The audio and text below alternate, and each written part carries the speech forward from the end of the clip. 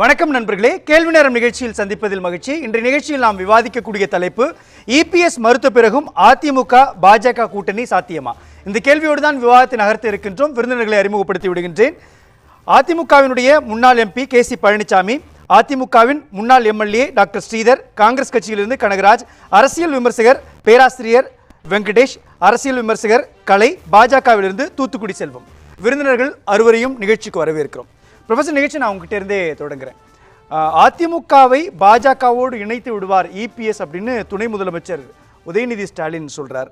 பாஜகவுடன் கூட்டணி வைத்திருப்பதே திமுக தான் அப்படின்ற ஒரு விமர்சனத்தை எதிர்க்கட்சி தலைவர் எடப்பாடி கே பழனிசாமி சொல்றார். உண்மையிலேயே தொடர்ச்சியாக அதிமுக பாஜக கூட்டணி இல்லைன்னு எதிர்க்கட்சி தலைவர் மறுத்து கொண்டே வர அந்த பின்னணியில் இந்த கூட்டணி சாத்தியமா?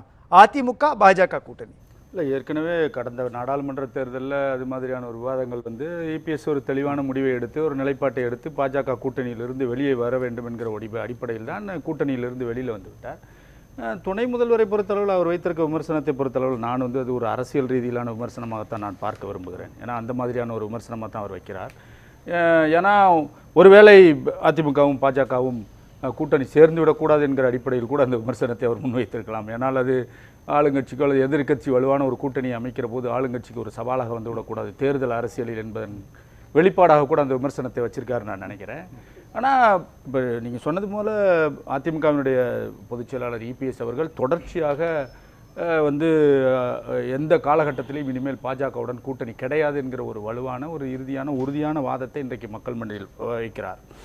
ஆனால் அது தொடருமா அல்லது காலம் நெருங்க அல்லது தேர்தல் காலகட்டத்தை நெருங்குவதற்கு போது ஒரு 6 மாதம் 3 மாதம் நெருங்குவதற்கு போது இந்த மாதிரியான சூழ்நிலை மாறுமா அல்லது மாற்றி அமைப்பதற்குண்டான ஒரு சூழ்நிலை வருமா அல்லது நெருக்கடிகள் தரப்படுமா அப்படிங்கிறத நம்ம யூகத்தின் அடிப்படையில் இன்றைக்கு நம்ம அதை யோசித்து பார்ப்பதற்குண்டான ஒரு சூழ்நிலை இல்லை. அதை நம்ம புரிந்து கொள்ள முடிகிறது. ஆனால் என்ன ஒரு 4 நாளைக்கு முன்னாடி அவரே ஊடகத்தில் ஒரு விஷயம் சொல்கிறார். ஒத்த கருத்துடைய கட்சிகள் மெகா கூட்டணி அமைக்கப்படும் அப்படிங்கிற அடிப்படையில் பேசுகிறாரு. அந்த ஒத்த கருத்துடைய கூட்டணியில் அப்படின்னு பேசுகிற போது ஒருவேளை இதுவரைக்கும் பாஜகவிடம் முற்றிலும் கூட்டணி கிடையாது என்கிற நிலைப்பாட்டில் இருந்த இபிஎஸ் அவர்கள் திடீர்னு ஒத்த கருத்துடைய கூட்டணி அப்படின்னு பேசுகிற போது அதில் ஒரு சந்தேகம் வருவதாகத்தான் எதிர்க்கட்சிகள் நினைத்து கொண்டு ஒரு விமர்சனத்தை முன்வைக்கிற போது மீண்டும் அதை இபிஎஸ் வலுவாக மறுத்திருக்கிறார். நீங்கள் முன்னால் நடந்த செயற்குழு கூட்டத்திலோட பாஜகவோட கூட்டணி இல்லை 2026 என்பதை அந்த விஷயத்தை உறுதியாக இன்றைக்கு மறுத்திருக்கிறார். அதில் ஒன்றும் மாற்று கருத்து இல்லை. ஆனால் இந்த நிலை தொடருமா அல்லது தேர்தல் நெருங்குகிற போது ஒருவேளை வலுவாக இருக்கக்கூடிய ஆளுங்கட்சியாக இருக்கக்கூடிய திமுக கூட்டணியை பலமான கூட்டணியை வீழ்த்துவதற்காக மீண்டும் நாம் ஒரு சில அஸ்திரங்களை கையில் எடுக்க வேண்டிய சூழ்நிலை அல்லது நெருக்கடிகள் வந்தால் என்ன மாதிரியான முடிவுகளை நாளைக்கு அதிமுகவோ அல்லது இபிஎஸ் அவர்களை எடுப்பார்கள் என்பது நம்ம சொல்ல முடியாது. ஆஸ் ஆஃப் இன்றைக்கு காலகட்டத்தில் இன்றைய நிலைமையில் அவர் பாஜகவோட கூட்டணி தேவையில்லை அப்படிங்கிற ஒரு முடிவில் இருக்கார் என்பதை நாம் புரிந்து கொள்ள முடியும். என்ன ஒரு காரணம் கேட்டால் நீங்கள் கடந்த பாராளுமன்ற தேர்தலிலேயே அப்படியான ஒரு முடிவு எடுக்கிற போது தமிழகத்தை பொறுத்தளவில் சட்டமன்ற தேர்தலில் இங்கே இருதுருவ அரசியல் நடக்கிற போது அந்த இருதுருவ அரசியலில் அதிமுகவா திமுகவா என்ற நிலைப்பாடு வருகிற போது இந்த 2 கட்சிகள் தலைமையில் அமைகிற கூட்டணி தான் கொண்டு செலுத்த முடியுமே தவிர இதை தவிர்த்து விட்டு வேறொரு கூட்டணியோ அல்லது வேறொரு கட்சி தலைமையிலான கூட்டணியோ இந்த களத்தை மாற்றி அமைக்கும் என்கிற உறுதிப்பாடு அல்லது நிலைப்பாடு தமிழகத்தில் இல்லை. இதுவரைக்கும் நம்ம தேர்தல் அரசியல் வரலாற்றில் பார்த்துருக்கோம். அப்போ அந்த மாதிரி சூழ்நிலைகள் வருகிற போது நாளைக்கு முடிவுகள் மாறுமா என்கிற ஒரு மிகப்பெரிய கேள்விக்குறி இருக்கிறது. அது நாளைக்கு ப்ரொஃபசர், இங்கே ஒரு சந்தேகம் வருது. இயல்பாகவே 2 கருத்துகள் தொடர்ச்சியாக பேசப்படுது. என்னன்னா அதிமுக விசிக இரண்டும் டச்சில் இருக்கிறாங்க. கூட்டணி சம்பந்தமாக 2 பேர் பேசிட்டு இருக்கிறாங்க. இன்னைக்கு அதிமுகவினுடைய வழக்கறிஞர் பிரிவு செயலாளர் இன்பதுரையே அதை சொல்றாரு. நல்லவர்கள் பக்கத்தில் திருமாவளவன் இருப்பார்ன்ற ஒரு கருத்தை சொல்றாரு. உடனே எழுந்து திருமாவளவனும் மறுத்துட்டார். மக்கள் பக்கம் தான் நாங்கள் இருப்போம்ன்றார். இன்னொரு பக்கம் அதுக்கு திமுகவுக்கு டைரக்ட் ஆப்போசிட்டா அதிமுகவில் பார்த்தீங்கன்னா பாஜக கூட கூட்டணி. ஏன் இந்த 2 கருத்துகளும் மெயின் ஸ்ட்ரீம் பாலிடிக்ஸுக்குள்ள டிபேட் ஆகணும்? மீடியா ட்ரையல் பார்க்குறாங்களா? இல்லை, அப்படி இல்லை. மெயின் ஸ்ட்ரீம் பாலிடிக்ஸில் டிபேட் ஆகத்தான் செய்யும். என்ன காரணம்னு கேட்டிங்கன்னா நீங்கள் வலுவாக இருக்கக்கூடிய திமுக தலைமையிலான அந்த கூட்டணியிலிருந்து ஏதாவது 2-3 கட்சிகள் வெளியே வந்தால் தான் அந்த கட்சிகளுடைய வாக்கு வங்கி சதவீதத்தின் அடிப்படையில் அது எதிர்க்கட்சிகளின் தலைமையில் அமையக்கூடிய அந்த கூட்டணிக்கு ஒரு வலுச்சேர்க்கிற ஒரு விஷயமா இருக்கிறோம். நீங்கள் மற்ற வாக்கு வங்கி சதவீத அடிப்படையில் பார்க்கிற போது எந்த ஒரு வாக்கு வங்கி சதவீதம் வலுவான வாக்கு வங்கி சதவீதம் இருக்கிற எந்த ஒரு கட்சியும் கட்சி வந்து எதிர்க்கட்சி தலைமையில் இருக்கக்கூடிய அதிமுக தலைமையில் ஒரு கூட்டணி இல்லை, வலுவாக இல்லை அப்படிங்கிற போது, ஏன்னா கடந்த முறை அந்த முயற்சிகள் எல்லாம் செய்யப்பட்டது, ஆனால் அந்த முயற்சி தோல்வியில் அடைந்து விட்டது. மீண்டும் அது மாதிரியான ஒரு வியூகத்தை அரசியல் தேர்தல் வியூகம், எல்லா கட்சிக்கும் இருக்கக்கூடிய வியூகம், அப்ப அந்த கூட்டணியை உடைத்து அல்லது சில விஷயங்களை முன்வைத்து பேசுகிற போது அந்த மாதிரியான ஒரு சூழ்நிலை விசிக ஒருவேளை திமுக கூட்டணியிலிருந்து வெளியே வந்து நமக்கு அதிமுக ஆதரவு என்கிற ஒரு நிலைப்பாட்டை எடுக்காத என்கிற ஒரு அடிப்படையில் தான் இது விசிகான் மற்றும் நாளைக்கு அது இன்னொரு கட்சி கூட ஒரு கோரிக்கை வைக்கலாம், தப்பு இல்லை. அதனால தான் சொன்னார் அதிமுக வந்து கூட்டணி கதவுகள் திறந்தே இருக்கிறதுங்கிறது ஒரு வார்த்தையெல்லாம் போட்டு விமர்சனங்கள்லாம் வந்ததை பார்த்தோம். அப்போ அந்த மாதிரியான ஒரு சூழ்நிலை இருக்கிற போது ஒரு வலுவான ஆளுங்கட்சி எதிர்த்து ஒரு எதிர்க்கட்சி வந்து தலைமையிலான ஒரு கூட்டணி கட்டமைக்கப்பட வேண்டும் என்று சொன்னால் வாக்கு வங்கி சதவீதத்தின் அடிப்படையில் அந்த கூட்டணி வலுவாக இருக்க வேண்டிய தேவை இன்றைக்கு உருவாகி இருக்கிறது. அப்ப அந்த மாதிரியான ஒரு சூழ்நிலை வருகிற போது அவர்கள் அப்படி நீங்களே சொல்லிட்டீங்க, விசிகானுடைய திருமாவளவன் திரும்ப சொல்லிட்டார், நாங்க வந்து இன்னும் திமுக கூட்டணியில் தான் இருக்கிறோம். இன்னைக்கு கூட இன்பதுரை சொன்னதுக்கு நீங்க சொன்ன மாதிரி அவர் பதில் சொல்லியிருக்கார், நாங்கள் மக்களோடு தான் கூட்டணியில் இருக்கிறோம், நாங்க இது ஒரு அரசியல் அழைப்பா நாங்கள் கருதவில்லை, அதனால திரும்ப நாங்கள் அந்த கூட்டணியில் தான் தொடர்கிறோம். மக்கள் பிரச்சனைக்காக ஆளுங்கட்சி எதிர்த்து போராடுவது என்பது வேறு, தேர்தல் அரசியலில் அந்த கூட்டணியோடு இருப்பது என்பது வேறு அப்படிங்கிறத தெளிவுபடுத்திட்டார். அப்ப அவர் அந்த கூட்டணியை விட்டு வெளியே வருவது சாத்தியமில்லாத விஷயம்னு இன்னைக்கு நிலைமையில புரிந்து கொள்ள முடிகிறது. அப்ப அந்த மாதிரி சூழ்நிலையில் இன்னும் சொல்ல போனீங்கன்னா அதிமுகவுக்கும் விஜய் புதிதாக ஆரம்பித்திருக்கக்கூடிய தாவேகாவுடைய கூட்டணி வரப்போகிறது என்றெல்லாம் ஊடகத்தில் செய்தி வருகிறது. முதலில் வந்து 60 தொகுதிகளை விஜய் வந்து கேட்கிறாரு, அப்புறம் துணை முதல்வர் பதவி. இப்ப திருப்பி பாத்தீங்கன்னா இன்னைக்கு கூட ஒரு நியூஸ் வந்திருக்கு, 80 தொகுதிகள் துணை முதல்வர் பதவி. அதுல இன்னொரு வேடிக்கைன்னா விஜய் வந்து 154 தொகுதியில அதிமுகவுக்கு விட்டு கொடுக்குறாங்கிற மாதிரி எல்லாம் எழுதுறாங்க. ஸோ அப்ப இது வந்து முற்றிலுமான உண்மைக்கு மாறான திருப்பி சொல்ற இருதுருவ அரசியலில் அதிமுக திமுகவை தான் கட்டமைக்க வேண்டும் இல்லையா அரசியல் களத்தை. அந்த அரசியல் களத்தில் திமுகவுக்கு சில பின்னால் சில கூட்டணி கட்சிகளும் அதிமுகவின் பின்னால் சில கூட்டணி கட்சிகளும் இருந்துதான் அந்த களத்தை கட்டமைக்க முடியுமே தவிர அதை தவிர்த்து வேற கட்சிகள் தலைமையில் கூட்டணி அப்படிங்கிறது கடந்த கால வரலாறு நமக்கு மிகப்பெரிய பாடத்தை கற்றுக்கொண்டிருக்கிறது. அப்ப அந்த பாடத்திலிருந்து நாம் தெரிந்து கொள்ள வேண்டும் என்று சொன்னால் இதெல்லாம் ஒரு விவாதத்திற்காகவும் அல்லது ஒரு தேர்தல் அரசியல் ஒரு வியூகமாக நம்ம எடுத்துக்கலாம் முடியும். யூகத்தின் அடிப்படையில் இறுதியில் அது என்ன மாதிரியான ஒரு வடிவமைப்பை பெறப்போகிறது அல்லது உறுதியான முடிவை என்ன எடுக்க போகிறார்கள் அப்படிங்கிறது இன்னும் வந்து ஒரு கேள்விக்குறியாகத்தான் இருக்கு. இன்னொரு பாயிண்ட் ரொம்ப முக்கியமானதா பார்க்கிறோம். திரும்ப துணை முதலமைச்சர் உதயநிதி ஸ்டாலின் சொல்றார், அதிமுகவை பாஜகவோடு இணைத்து விட பார்க்கிறாங்க, 2 பேர் தான் கூட்டணியில் இருக்கிறாங்க அப்படின்னு சொல்றாங்க. ஆனால் மறுபுறம் எதிர்க்கட்சி தலைவர் எடப்பாடி கே பழனிசாமி சொல்றப்போ என்ன சொல்றாரு, பாஜக இல்லாத ஒரு கூட்டணி அமைப்போம் அப்படின்றாரு. பாஜக இல்லாத ஒரு கூட்டணினா அதுல கண்டிப்பா பாமக இருக்கும், அதே மாதிரி ஜான் பாண்டியனுடைய கட்சி இருக்கலாம், ஏசி சண்முகத்துடைய கட்சி இருக்கலாம் அப்படின்றப்போ இவங்க எல்லாருமே பாஜகவோட தானே இருக்கிறாங்க. நீங்க மைக்ரோ லெவல்ல பாக்குறப்போ பாஜகவில் இருக்கக்கூடிய கூட்டணியை உடைக்கிறது, திமுகவுடைய விசிகாவை உள்ள இழுக்கிறது மூலமாக திமுகவுடைய கூட்டணி உடைக்கிறது தானே இப்போதைக்கு இபிஎஸ் உடைய அஜெண்டாவா ஃபிக்ஸ்டா இருக்குது. அதன் மேல எப்படி ஒரு சந்தேகம் குழப்பிக்கிட்டே இருக்கு? இல்ல அதான் நீங்க சொன்னதுதான் மையப்புள்ளி. இப்ப நீங்க வந்து பாமக மத்த ஜான் பாண்டி இவங்க எல்லாம் பாஜக தலைமையில தேசிய ஜனநாயக கூட்டணி அந்த தலைமையில் அந்த கூட்டணியில் இருக்கிறாங்க. இப்ப நீங்க ஒருவேளை பாமக நாளைக்கு அதிமுக கொண்டு வரணும் அப்படிங்கன்னா பாஜகவில இருந்து அதை பிரிக்கணும். அப்ப அந்த மாதிரியான ஒரு சூழ்நிலை வருகிற போது அதிமுக என்ன நிலைப்பாட்டை எடுத்து பாமக வரும் அப்படின்னு சொல்ல முடியாது.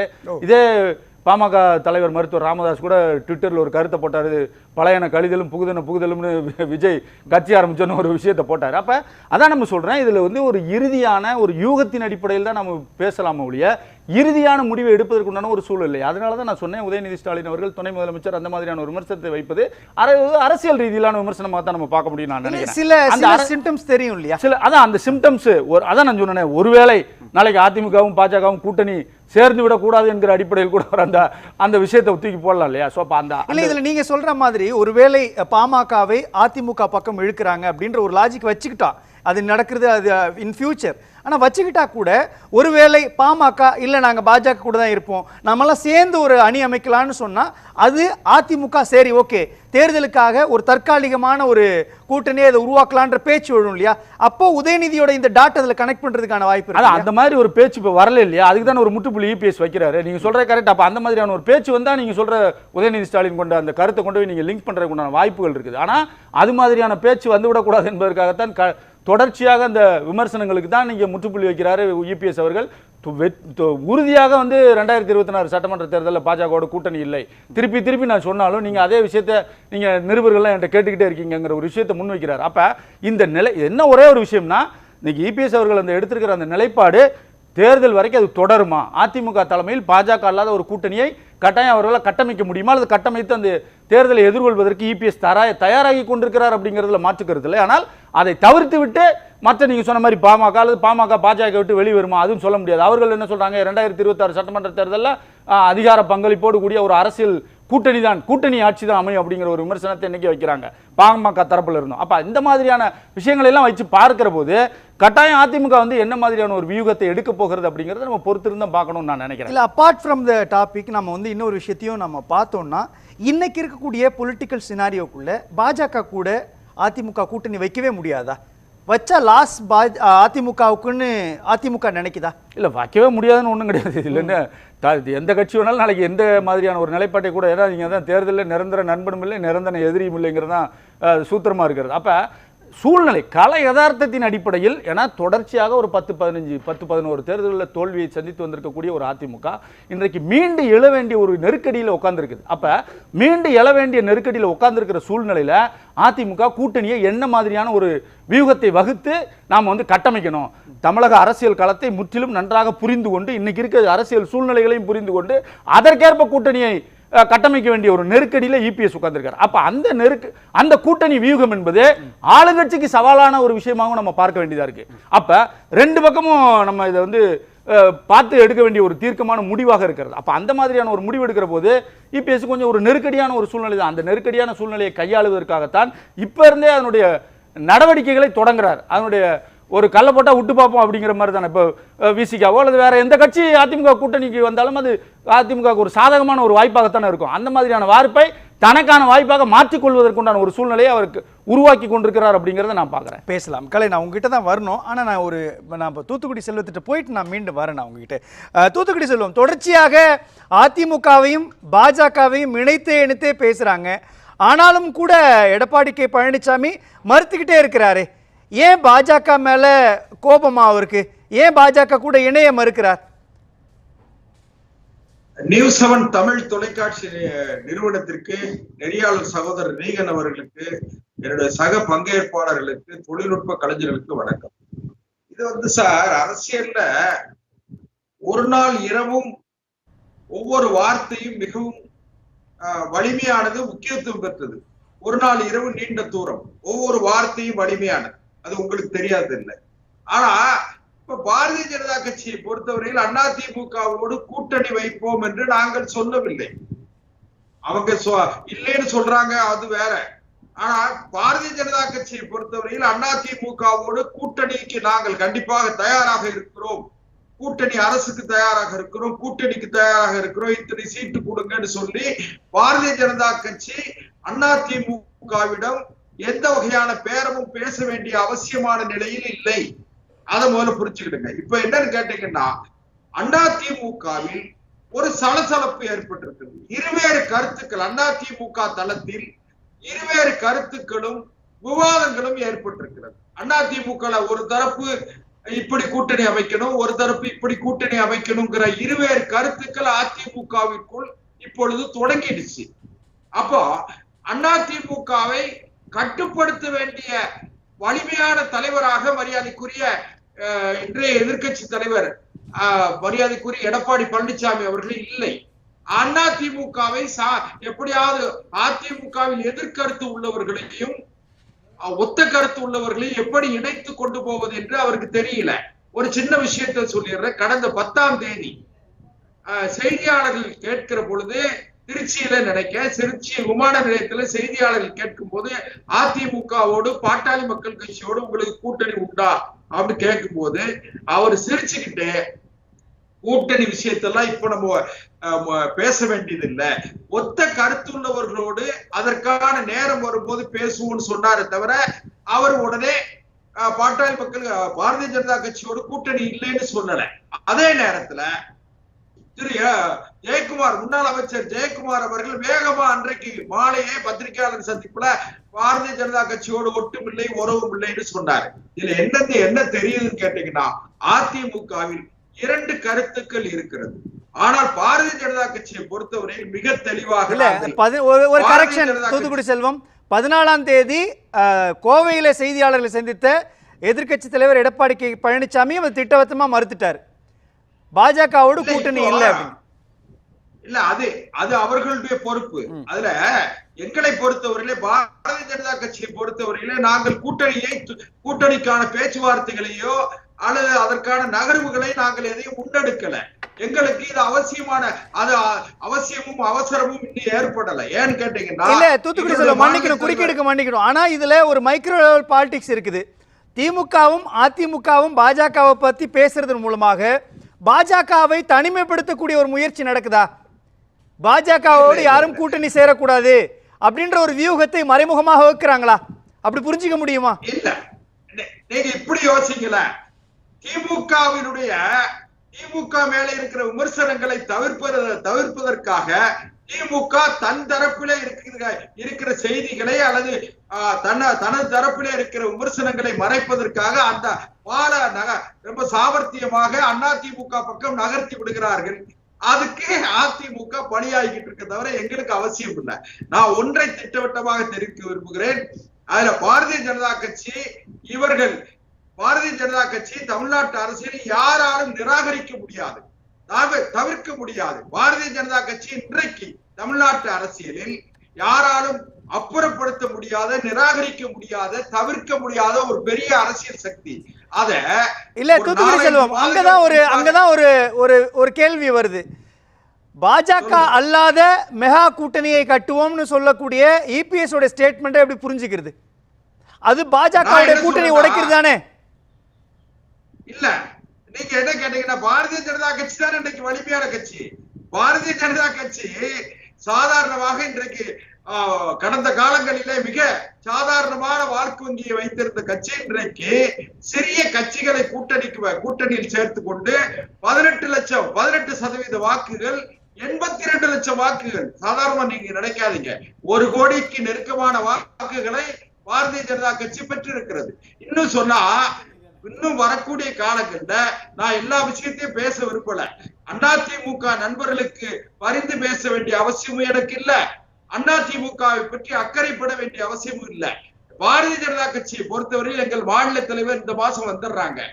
மேல் படிப்பு லண்டன் படிப்பை முடிச்சுட்டு வந்த பிறகு தை மாசத்திற்கு பிறகு பாரதிய ஜனதா கட்சியினுடைய வியூகமும் வேகமும் கொஞ்சம் வித்தியாசமா இருக்கும். நாங்கள் மக்களை நெருக்கமாக இருக்கிறோம். இல்ல தூத்துக்குடி செல்வம், ஒரு சந்தேகம் எனக்கு ரொம்ப நாளா. என்ன காரணத்துக்காக அதிமுக பாஜக உறவு முறிஞ்சது? ஏன் இவ்வளவு வேண்டா விருப்பா 2 பேரும் கூட்டணியே சேர மாட்டேன்னு மாறி மாறி சொல்லிக்கிறாங்க? என்ன காரணம்? நல்லா தானே இருந்தீங்க, 4 சீட்லாம் வாங்கி இருக்குது பாஜக. நீங்க அதிமுகவுக்கு பரிந்து பேச வேண்டிய நிலையில நான் இல்ல, அவசியம் இல்ல. பாரதிய ஜனதா கட்சியை பொறுத்தவரையில் நாங்கள் இந்தியாவில் பாரதிய ஜனதா கட்சியை பொறுத்தவரை நாங்கள் இந்தியாவில் தொடர்ந்து 3வது முறையாக ஆட்சி அதிகாரத்திற்கு வந்திருக்கிற கட்சி. அதுவும் கூட கேட்டீங்கன்னா பாரத பிரதமர் நரேந்திர மோடி அவர்களுடைய முகமும் முகவரியும் தான் பாரதிய ஜனதா கட்சியை இந்த அளவிற்கு உயரமான இடத்திற்கு கொண்டு வந்திருக்கிறது. இன்னைக்கு கூட ஒரு செய்தியை மட்டும் சொல்லி முடிச்சிடுறேன். முதல் சுற்ற பிரேசில் நாட்டிற்கு, அதாவது இப்ப G20 மாநாட்டுக்கு மரியாதைக்குரிய பிரதமர் நரேந்திர மோடி அவர்கள் சென்று இருக்கிறார்கள். நைஜீரியாவுல அந்த நாட்டினுடைய உயர்ந்த விருது, நைஜீரியா நாட்டினுடைய உயர்ந்த விருது ஆர்டர் ஆஃப் தி நைஜீரியா, அதாவது grand commander of the order of the Nigeria என்ற ஒரு பட்டத்தை கொடுத்திருக்காங்க. இது எப்போன்னு கேட்டீங்கன்னா 1969 பிரிட்டிஷ் ராணிக்கு கொடுத்த பிறகு இது இப்போ வெளிநாட்டு தலைவர் ஒருவருக்கு கொடுத்திருக்காங்கன்னா அது இந்திய தலைவருக்கு. அந்த அளவிற்கு உலக அளவில் இந்தியாவினுடைய மதிப்பை உயர்த்தி இருக்கிற மிகப்பெரிய தலைவருடைய தலைமையில இந்த கட்சி இயங்குற காரணத்தினால எங்களுக்கு யார் கூட்டணிக்கு வருவார்கள், யார் கூட்டணியிலிருந்து வெளியேறுவார்கள், இதை பற்றி சிந்திக்கிற அவசியம் இப்பொழுது இல்லை. இப்பொழுது பாரதிய ஜனதா கட்சி தன்னை தகவமைத்துக் கொள்ளவும் தன்னுடைய தகுதியை உயர்த்தி கொள்ளவும் அதற்கான முயற்சிகள்ல நாங்க ஈடுபடுறோம். ஒன்றை மாத்திரம் சொல்ற, 2026 பாரதிய ஜனதா கட்சி இல்லாமல் அல்லது பாரதிய ஜனதா கட்சியை தவிர்த்து விட்டு ஆட்சி அதிகாரத்தை யாராலும் தீர்மானிக்க இல்ல. அதுதான் ஒரு சந்தேகம் வருது. ஒரே ஒரு கேள்வி, நேரடி கேள்வி தூத்துக்குடி செல்வம். பாஜக தலைமை இல்ல, பாஜக இல்லாத ஒரு மெகா கூட்டணி அமைப்போம்னு அதிமுக சொல்ற மாதிரி ஏன் பாஜகவால சொல்ல முடியல? அப்ப உள்ளுக்குள்ள ஒரு பாசம் இழையோடுதா? எங்களுக்கு நீங்க 2024 நாடாளுமன்ற தேர்தலை பாருங்க. 2024 நாடாளுமன்ற தேர்தலில் மரியாதைக்குரிய பாரதிய ஜனதா கட்சியினுடைய பிரதமர் நரேந்திர மோடி அவர்களை முன்னிறுத்தித்தான் நாங்கள் தமிழ்நாட்டில் தேர்தலை சந்தித்து 82 லட்சம் வாக்குகளை பெற்றிருக்கிறோம். அதனால நீங்க வந்து எங்களை சாதாரணமா நாங்க இடம் போட நாங்க பாரதிய ஜனதா கட்சி இன்றைக்கு 3வது இடத்தில் இருக்கிறது. 3வது பெரிய கட்சி தமிழ்நாட்டில். பேசலாம். நான் மீண்டு வரேன். அதிமுக நான் மீண்டு வரேன். முடிச்சிடும் அண்ணா இல்ல ஒரு நிமிஷம் தான். அதிமுக 7 இடங்களில் கட்டுத்தொகை டெபாசிட் இழந்திருக்காங்க. 13 இடத்துல 3வது இடத்துக்கு போயிருக்காங்க. ஆனால் பாரதிய ஜனதா கட்சி 22 இடங்களில் 2வது இடத்துக்கு வந்திருக்கோம் நாங்க. அதனால எங்களை நிராகரிக்க முடியாது, அப்புறப்படுத்த முடியாது, அலட்சியப்படுத்த முடியாது. பேசலாம். கலை பேசலாம். ஸ்ரீதர், இவரு தூத்துக்குடி செல்வத்துடைய பேச்சு நீங்க எப்படி கலை? நான் மீண்டு வரேன். ஸ்ரீதர், செல்வம் அவர்கள் அவருடைய கட்சியை பற்றி தூக்கி பேசுறது அவருடைய உரிமை, அதில் நான் தலையிட விரும்பலை. ஆனால் அந்த டாபிக்குள்ளே வருவோம். இது டிஎம்கே வர்சஸ் ஏடிஎம்கே, இதில் பிஜேபிக்கு இங்கே ரோல் கிடையாது. இப்போ என்ன இந்த டாப்பிக்கில் நீங்கள் சொல்ல வரீங்க அப்படின்னா, துணை முதலமைச்சர் திரு உதயநிதி ஸ்டாலின் அவர்கள் அதிமுக பாஜகவோடு இணைந்து விடும்னு ஒரு சொல்கிறார். இதை நான் ஒரு துணை முதலமைச்சர் அவர்களுக்கு ஒரு பதட்டத்தில் சொன்னாருன்னு நான் சொல்கிறேன். அதுக்குள்ள காரணத்தை சொல்கிறேன். அவர் துணை முதலமைச்சர், அரசாங்கம் அவங்க அரசாங்கம், உளவுத்துறை அவங்க கட்டுப்பாட்டில் இருக்குது. உளவுத்துறை ஒரு எலெக்ஷன், எந்த எலெக்ஷனாலும் சரி, ஒரு பார்லிமெண்ட்டோ அல்லது அசம்பிளி எலெக்ஷனோ வரும்போது 1 வருஷம் 1.5 வருஷத்துக்கு முன்னாடி பொலிட்டிக்கல் டெவலப்மெண்ட்டை தான் அதுக்குன்னு தனியாக ஒரு இன்டெலிஜென்ஸ் இங்கே போட்டு தனியாக பார்ப்பாங்க. அதுவும் எஸ்பெஷலி எதிர்கட்சி தலைவருடைய ஆக்டிவிட்டீஸ் வந்து கரெக்டாக ஃபாலோ பண்ணுவாங்க இன்டெலிஜென்ஸுக்கு. அந்த மாதிரி ஃபாலோ பண்ணும்போது இந்த கரண்ட் சினோரியாவில் எதிர்கட்சி தலைவர் திரு எடப்பாடி பழனிசாமி அவர்களுடைய அப்ரோச்சும் அவங்க அதிமுகவுடைய கட்சி பொறுப்பாளர்களும் தொண்டர்களும் களப்பணியில் ஆற்றுகின்ற அந்த ஈடுபாடும் அதனால் ஏற்படுகின்ற தாக்கமும் வெகுவாக தேர்தலில் பாதிக்கும் என்று உளவுத்துறை கூறியிருக்கலாம். அதனால் பதட்டப்பட்டு என்னடா இந்த மாதிரி வந்துடும் ஒரு அணை போடுவதற்காக அரசியலில் இப்படியெல்லாம் பேசுவது சகஜம். இல்ல அதுக்கே பாஜகவை சேர்த்து அதான் வாக்குவங்க குறைப்பாங்களா? எனக்கு அப்படி இல்ல, நீங்க சொல்றது அத சொல்லி வரேன். இல்ல பாஜக கூட சேர்த்து வைத்தால் அந்த அணையை தடுத்துற முடியுமா? அத சொன்னா பாஜக கூட கூட்டு சேர்ந்துருவாங்கன்னு சொன்னா மற்ற ப்ரொபோஸ்ட் மற்ற ஆஸ்பிரன்ஸ் கட்சி வந்து இணையக்கூடிய கட்சிகள் எல்லாம் தடுத்துடலாம் அப்படிங்கிற இதில் எல்லாம் பொலிட்டிக்கல் ஸ்ட்ராட்டஜி எல்லா கட்சியும் செய்கிறது தான்.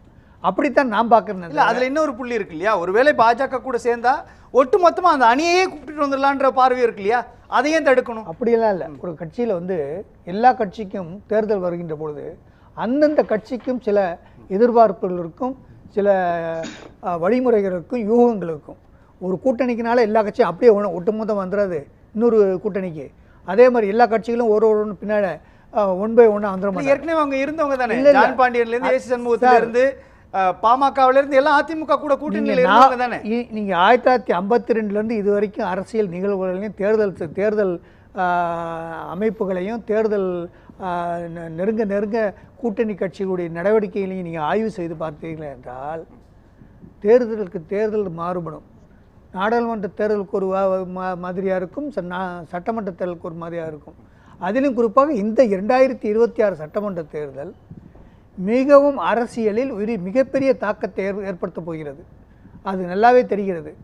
அது அதிமுகவுடைய கூட்டணி, அதிமுக தலைவரான கூட்டணிக்குத்தான் அந்த நடுநிலையாளர்கள் வாக்குகள் வந்து சேரும் என்பதுதான் கள நிலவரம். அதுதான் இந்த ஆஸ் ஆஃப் நவ் கூட்டணியில் யார் இருக்காங்கன்ற கேள்வி இருக்கு இல்லையா. நீங்க அறுதி சொல்ல முடியாது, நீங்களோ நானும் அறுதி. இப்போ இருக்க சினாரியோ இப்போ அதிமுகவோட கூட்டணியில தேமுதிக இருக்குது, எஸ்டிபிஐ கட்சி இருக்குது, அதிமுக 3 பேர் இருக்காங்க. ஆனா பாஜக கூட பாக்குறப்போ நீங்க மறந்துடுறீங்க. அதிமுக பெரிய கட்சி சார், பெரிய கட்சி. அது தமிழ்நாட்டிலே இருக்க பெரிய கட்சி. அதனுடைய வளர்ச்சி, அதனுடைய பரவி இருக்கிறது வேறு ஒன்று, அவருடைய கிளைகள், அதனுடைய கட்டமைப்பெல்லாம் உங்களுக்கு வந்து இன்னும் இந்த மெட்ராஸ் இருக்குன்னு உங்களுக்கு தெரியல. நீங்கள் கீழே போங்க, கிராம லெவலுக்கு போங்க, அந்த கட்டமைப்பெல்லாம் பாருங்கள். அந்த ஒவ்வொரு கிளையினுடைய கட்டமைப்பு, அதனுடைய பூத்து. தூத்துக்குடியில் செல்வம் என்ன சொல்றாரு, பாஜக அவருக்கு நல்லா தெரியுமே, அவரும் அதிமுக இருந்தவர் தானே, அவர் நல்லா தெரியுமே அதிமுகவுடைய கட்டமைப்பு எவ்வாறு இருக்கிறது, யாரும் டினை பண்ண முடியாது. நான் சொல்றேன், ஓப்பனா சொல்றேன், அதிமுகவுடைய கட்டமைப்பு. அதனாலதான் இவ்வளவு தூரம் அதிமுக தாக்குறது. சார் அனுமதி செய்யலாம். டாக்டர் சார் ஒரே ஒரு குறுக்கீடு. டாக்டர் சார் மன்னிக்கணும் சார். பேசுங்க. ஒரே ஒரு குறுக்கீடு தான். அதாவது பேசியிருக்கலாம் தூத்துக்குடி செல்வம். பேசுங்க. அதாவது அதிமுக என்பது மக்கள் திலகம் எம்ஜிஆர் அவர்களும் புரட்சி தலைவி அம்மா அவர்களும் இருந்த காலம் வேற. அவர்கள் மீது மக்களுக்கு இருந்த ஈர்ப்பு, மக்களுக்கு இருந்த நம்பிக்கை, அந்த கரிஸ்மாட்டிக் இப்போ இல்ல.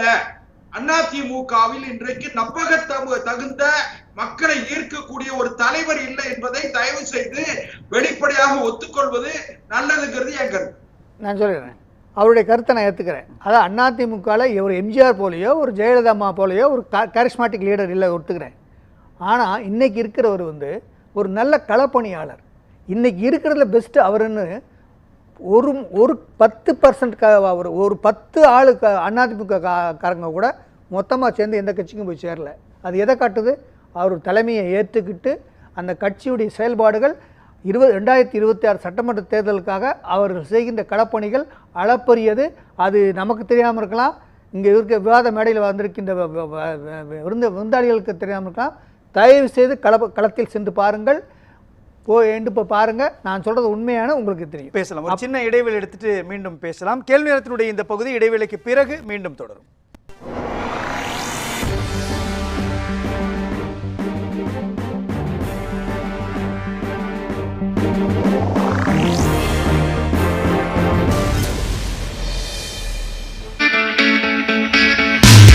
உங்கள் நியூஸ் 7 தமிழின் புதிய பரிணாமம். டிஜிட்டல் யுகத்தில் சமூக வலைதளங்களில் முன்னணி ஊடகமாக முத்திரை பதித்துக் கொண்டிருக்கும் உங்கள் news 7 Tamil YouTube, Facebook, Instagram, ShareChat, X போன்ற தளங்களை தொடர்ந்து தனித்துவத்துடன் செய்திகளை விரைவாக வழங்க வாட்ஸ்அப் சேனலாக உங்கள் உள்ளங்கையில் உண்மை செய்திகளை உடனுக்குடன் பெற வாட்ஸ்அப்பில் பின்தொடருங்கள். நாளுக்கு நாள் தீவிரமடையும் செய்தி என்ன? திமுக பொறுத்த வரைக்கும் அரசுங்கிற பொறுப்புல இருக்கிறது அவங்க ஆதிவாசி ஒருத்தரை கருத்தை சொல்லுவதற்கு உரிமை இருக்கிறது. எந்த கட்சியை வேணாலும் விமர்சிக்கலாம். பேசியது தவறில்லை, உள்நோக்கத்தோடு விமர்சிக்கிறார்கள் சொல்ல வரீங்க. இந்த ஆக்ஷன்ஸ் எல்லாம் நேத்துக்கு அப்புறம் அரசு ஏன் எடுத்திருக்காங்க? 2019 தேர்தலில் இருந்த கட்சிகள்லாம் இன்னைக்கு என்டிஏவில் இல்ல. நம்பிக்கை உருவாக்கணுங்கிறதா எல்லாருடைய கேள்வி. நேரம் தினமும் இரவு 7 மணிக்கு. நேயர்களின் கனிவான கவனத்திற்கு ஒரு நாளின் உதயம் முதல் அஸ்தமனம் வரை அனைத்து நிகழ்வுகளையும் குறுஞ்செய்திகளாக, வீட்டு வாசல் முதல் விண்மின் மண்டலம் வரை அலசும் அரிய செய்திகள், 24 மணி நேரத்தின் முக்கிய உலக நிகழ்வுகள் அனைத்தும் 100 செய்திகளாக 30 நிமிடத்தில், விளம்பர இடைவெளியின்றி விறுவிறுப்பான விரைவு செய்திகள். Non-stop 100 தினமும் காலை 8 மணிக்கு. உள்ளூர் கோயில்கள் முதல் உலக பிரசித்தி பெற்ற கோயில்கள் வரை சிறப்பு வழிபாடுகள், பிரசித்தி பெற்ற திருவிழாக்கள் சிறப்பு நேரலையில், பல்வேறு கோவில்களில் நடைபெறும் அனைத்து நிகழ்ச்சியும் தொகுப்பாக ஆன்மீக செய்திகள் என அனைத்தும் உங்கள் உள்ளங்கையில். நியூஸ் 7 தமிழ் பக்தி ஆன்மீக பயணத்தின் டிஜிட்டல் முகவரி. உடல் நலம் குறித்த சந்தேகமா? சிகிச்சை முறைகள் குறித்த குழப்பமா?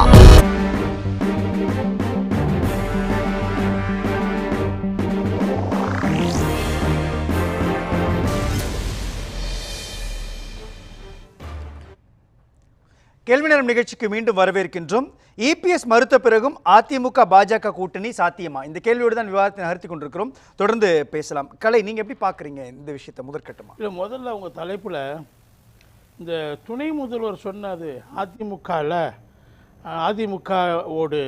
அதிமுகவோட பாஜகவோடு இணைத்து விடுவார் இபிஎஸ் சொல்றாரு பாருங்க. இந்த மாதிரியான கேள்விகளுக்குன்னா நான் பதில் பேச வேண்டிய அவல நிலைக்கு நான் முதல் தடவையாக தள்ளப்பட்டிருக்கேன்.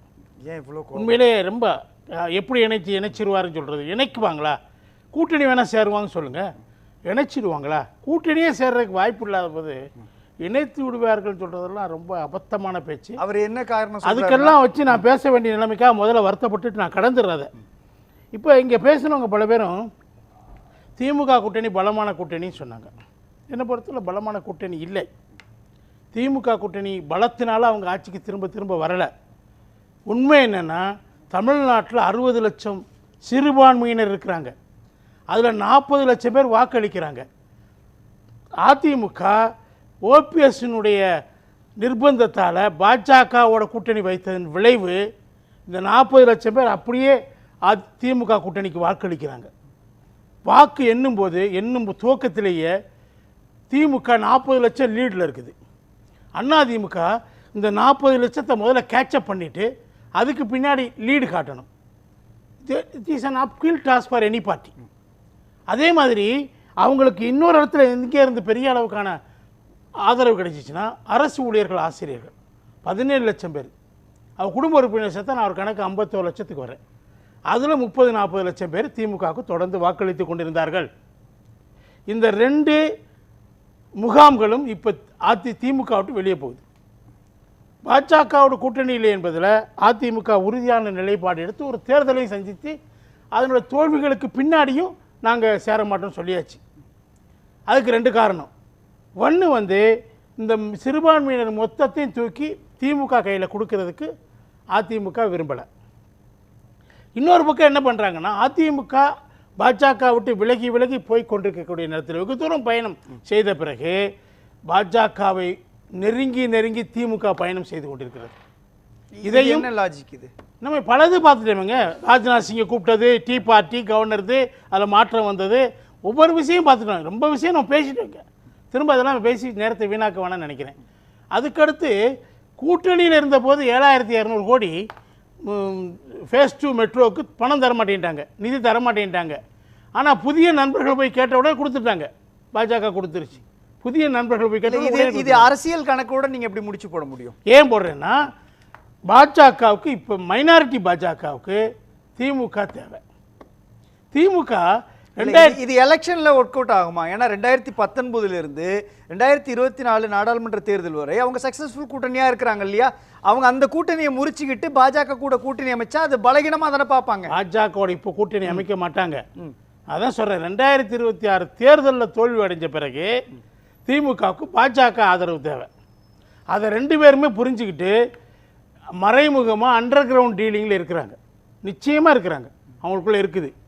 இது அதனால் என்ன பண்ணுறாங்க, அதிமுக பலமான கூட்டணிங்கிறீங்க, ஆனால் 6.5% வாக்குகள் குறைஞ்சிருச்சு. 40க்கு 40 ஜெயிச்சாங்க. ஆனால் நாடாளுமன்ற தேர்தலில் 6.5% அந்த கூட்டணிக்கு வாக்கு குறைஞ்சிருச்சு. திமுக 2 இடத்துல குறைவாக போட்டிக்கிட்டாங்க. அதையும் தாண்டி அவங்களுக்கு 11% வாக்குகள் குறைஞ்சிருச்சு.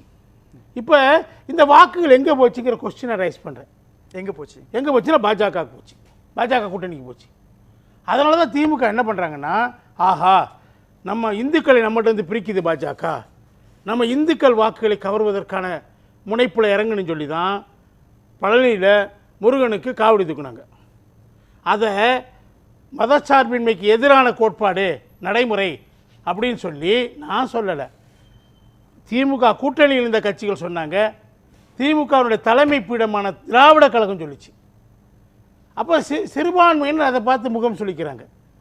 இவங்க இந்துக்கள் வாக்குகளை கவர்வதற்கான வேடங்களில் இறங்கிட்டாங்க சொல்லி. அதோடு இல்லாமல் கந்த கஷ்ட சவசத்தை பள்ளிகள்லையும் கல்லூரிகள்லையும் போட்டி பாடலாக வேற தீர்மானம் போட்டாங்க.